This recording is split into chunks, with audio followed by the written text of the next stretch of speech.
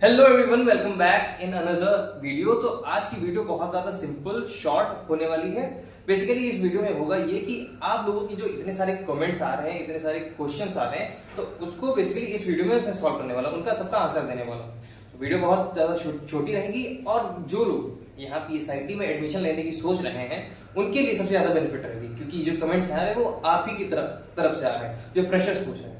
तो moving on, तो हम लोगों को सबसे पहले कुछ क्वेश्चन हमने निकाले हैं जो बेस्ट मुझे लगते हैं, जिनका आंसर देना सही रहेगा, क्योंकि वो जो क्वेश्चंस हैं वो मेजॉरिटी ऑफ द लोगों की प्रॉब्लम्स बन के आ रही हैं। तो मैंने सोचा कि सबको अलग अलग रिप्लाई करने से अच्छा है करते हैं। तो पहला क्वेश्चन है अबाउट प्लेसमेंट्स एंड इंटर्नशिप्स। तो हालांकि मेरा ना फर्स्ट ईयर कंप्लीट हो चुका है कॉलेज में, और अभी तक का मेरा जितना एक्सपीरियंस रहा है उसके अकॉर्डिंग पे यहाँ दो बैच मेरे सामने निकले हैं। 2023 का बैच जिसकी प्लेसमेंट मैं देख के यहाँ पर आया था, और अभी रिसेंटली 2024 का बैच निकला है।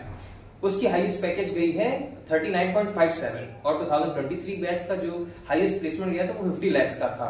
वो कंपनी थी 2023 में पालो आल्टो करके, और इस बार जो कंपनी गई है वो है ऑटोडेस्क वो कंपनी। ठीक है, तो अब जो लोग कहते हैं कि पीएसआईटी का प्लेसमेंट फेक है, तो भैया मुझे आप ये बात बता दो कि कोई फेक इमेज कब तक क्रिएट करके रखेगा।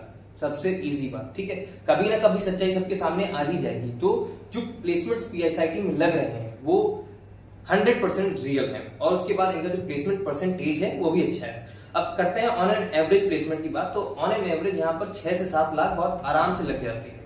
ठीक है, रही बात इंटर्नशिप्स की, तो इंटर्नशिप्स भी लगती है, लेकिन उनकी जो सच में सीरियस है उनके भी। जैसे कि अगर आपके पास अच्छी कोडिंग स्किल्स हैं, अच्छे आप एप्टीट्यूड नॉलेज है, डीएसए आता है आपका, मतलब काफी चीजें होती हैं क्लियर। आपको राउंड्स क्लियर करने पड़ेंगे, तब जाके कोई भी कंपनी आपको इंटर्नशिप देगी, वरना क्यों देगी।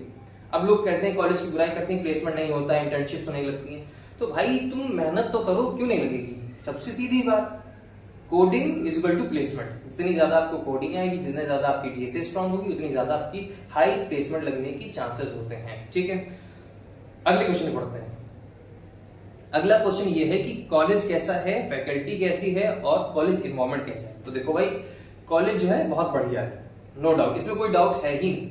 बस हल्की सी चीज ये थोड़ी सी स्ट्रिक्टनेस ज्यादा है, और स्ट्रिक्टनेस जो है वो इन आफ्टर एंड, मतलब जब 4 साल के बाद आप निकलेंगे ना यहाँ से, तब आपको वो पता लगेगी कि वो स्ट्रिक्टनेस यहाँ पर क्यों थी। अच्छी है वो स्ट्रिक्टनेस। इससे छोटा सा एग्जांपल तुम ये समझो कि अगर जो कुम्हार होता है, कुम्हार नहीं पता तो भैया आई एम सॉरी, तो कुम्हार जब तक ना मिट्टी पर जोर नहीं लगाता है तब तक वो बर्तन बन नहीं पाता है।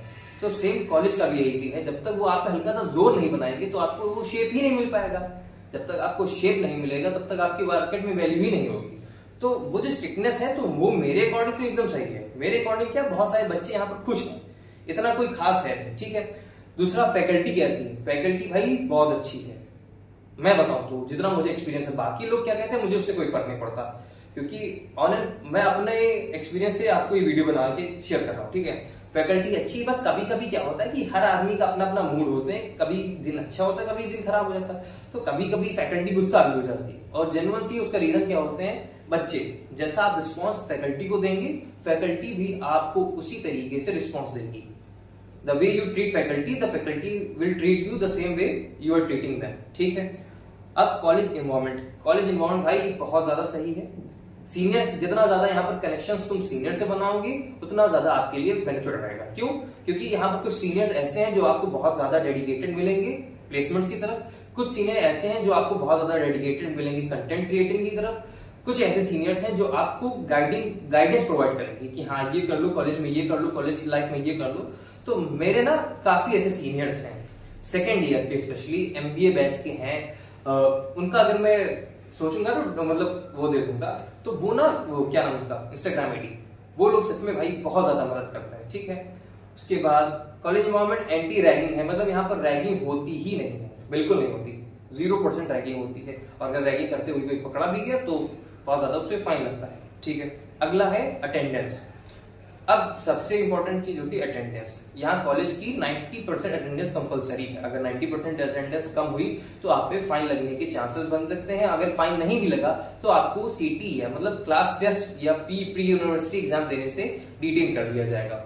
दूसरा, अब आती है हॉस्टल फैसिलिटी। अभी तक क्या था, हम लोग कॉलेज के बारे में बात कर रहे थे, अब बात करेंगे हम लोग हॉस्टल की, क्योंकि बहुत ज्यादा जो दूर दूर के लोग हैं उनके लिए हॉस्टल फैसिलिटीज सबसे ज्यादा इंपॉर्टेंस रखती है। हॉस्टल फैसिलिटीज में सबसे पहली बात यह है कि यहाँ पर 2 टाइप के रूम होते हैं, एक 3 लोगों का रूम और एक 2 लोगों का रूम, 3 सीटर और 2 सीटर। तो वो आप पे डिपेंड करता है कि आपको कौन सा रूम मिलता है। अगर आपको कोई दिक्कत होती है तो आप यहाँ पर वार्डन से के रूम चेंज भी करवा सकते हैं। उसके बाद वाईफाई नहीं है हॉस्टल में, वाईफाई की जगह पर ये आप जैसे मेरे पीछे देख सकते हैं ईथरनेट केबल है, ईथरनेट केबल के थ्रू आप इंटरनेट एक्सेस कर सकते हैं। स्टार्टिंग में जब आप यहाँ कॉलेज में आएंगे, हॉस्टल मतलब लेंगे, तो आपको प्रॉपर एक गाइडेंस दी जाएगी। यहाँ पे जितना कहते रहा हूँ, एनवायरमेंट बहुत ज्यादा फ्रेंडली है, मतलब स्टूडेंट्स के साथ बहुत ज्यादा अच्छा है। बस ये है कि आपको भी ना उनके अकॉर्डिंग चलना पड़ेगा। अगर आप कुछ हुड़दंगबाजी लोफड़गिरी करते हैं तो फिर आपको फिर खामियाजा भुगतना पड़ेगा भाई, ठीक है। उसके बाद ऑप्शन आती है कि हाँ, कुछ बच्चों का ये भी है कि रूम अलॉटमेंट कैसा होता है, क्या सेम ब्रांच वाले बच्चों के साथ होता है या सेम कोर्स, तो ऐसा कुछ नहीं है। जिसका भी रूम मतलब आपके साथ कोई भी रह सकता है, एमबीए के भी लोग हो सकते हैं, एमबीए के भैया हो सकते हैं, एम फार्मा, बी फार्मा, किसी मतलब कोई भी कोर्स और कोई भी ब्रांच का बच्चा जो है वो फिक्स नहीं रह सकता है, आपको एडजस्ट करना पड़ेगा। और भाई अगर हॉस्टल में आ रहे हो, अगर सब कुछ तुम्हारे मन मुताबिक ही मिल जाएगा तो फिर मजा कैसा यार। थोड़ी सी एडजस्टमेंट करो, थोड़ा लाइफ को अडेप्टेबल बनाओ अपने अकॉर्डिंग, तो ज्यादा मजा आती है। उसके बाद फिर जिम की बात आती है। यहाँ पर ना 2 टाइप के जिम्स हैं, ओपन जिम भी है और क्लोज जिम भी है। गर्ल्स हॉस्टल में मुझे नहीं पता कि क्लोज जिम है कि नहीं, लेकिन ओपन जिम उनके लिए भी बना है और बॉयज के लिए भी ओपन जिम बना है, बॉयज के लिए क्लोज जिम भी बना है। जैसा कि मैं गया हूँ 2-3 बार, बस ये कि देखो दम है नहीं, 2-3 दिन करता हूँ तो ये मसल जो है बहुत ज्यादा स्टिफ हो जाती है। उसके बाद सबसे इंपॉर्टेंट चीज वेकेशंस। तो I am very sorry to say यहाँ पर छुट्टियां बहुत कम मिलती हैं। बहुत कम मिलने का चांस ये भी है कि यहाँ सिलेबस जो है वो इक्विटी को बहुत ज्यादा रहता है, तो उसको कवर करने के चक्कर में यहाँ पर थोड़ा सा सिर्फ एक का सिलेबस ही नहीं, बाकी पीएसआईटी में काफी ऐसी चीजें हैं जो बाकी कॉलेजेस प्रोवाइड नहीं करते। जैसे कि यहाँ पर आपको पीएसए मिलेगा, इंग्लिश ट्रेनिंग मिलेगी, वोकैबुलरी मिलेगी, टीटी मिलेगी, ओएलटी मिलेगी। ये सब चीजें क्या है, ये सब चीजें जब आप कॉलेज में आएंगे तब आपको पता चलेंगी। अब जैसे कि मैं 2-3 चीजों बारे में बात करता हूँ। एक है पीएसए। पीएसए का फुल फॉर्म होता है प्रॉब्लम सॉल्विंग एबिलिटी या प्रॉब्लम सॉल्विंग अप्रोच। उस पर्टिकुलर लेक्चर में आपको बताया जाएगा कि आप किन किन प्रॉब्लम्स को किस तरीके से सॉल्व कर सकते हैं, ठीक है।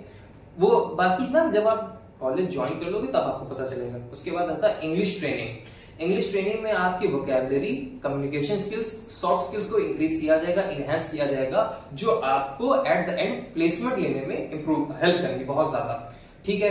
अब होता है टीटी, टेक्निकल टेस्ट, ठीक। उसमें क्या होता है कि आपको जैसी कोई लैंग्वेज पढ़ाएगी, कोडिंग लैंग्वेज, तो उसकी बेसिस पे एक हर वीक टेस्ट कंडक्ट किया जाता है। वो ऑनलाइन टेस्ट होता है, वो आपको लैब में ले जाकर दिया जाएगा।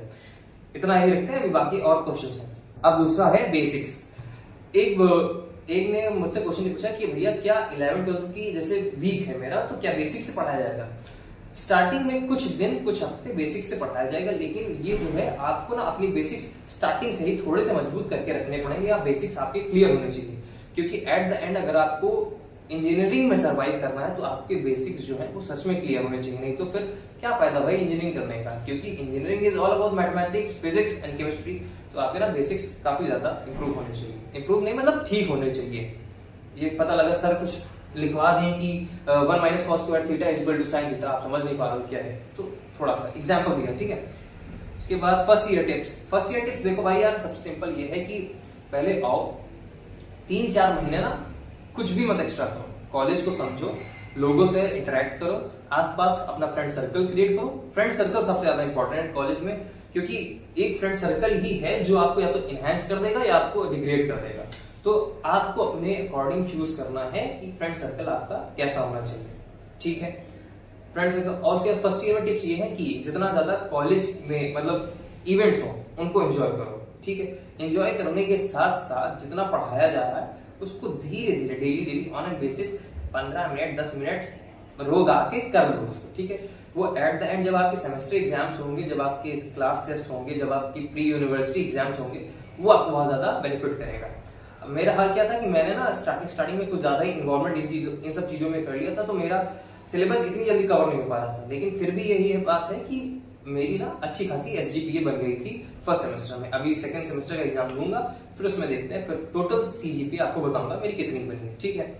उसके बाद सजेशन बिफोर कॉलेज। अच्छा, कॉलेज आने के पहले अगर आप घूमने फिरने के बहुत ज्यादा शौकीन है तो भैया जितना ज्यादा हो सके घूम फिर लो, फैमिली रिलेटिव सबसे मिल लो, जितने ज्यादा पार्टी फंक्शन कॉलेज लोग कॉलेज बता रहा हूँ, स्कूल वाले दोस्तों से मिलना सबसे मिल लो, क्योंकि यहाँ आने के बाद आपको छुट्टी बहुत ही कम मिलेगी। सैटरडे संडे ऑफ रहता है, लेकिन कभी कभी सैटरडे को बुला लिया जाता है, क्योंकि पिछले सेमेस्टर ना हम लोग कुछ 1-2 सैटरडे को कॉलेज पढ़ने गए थे।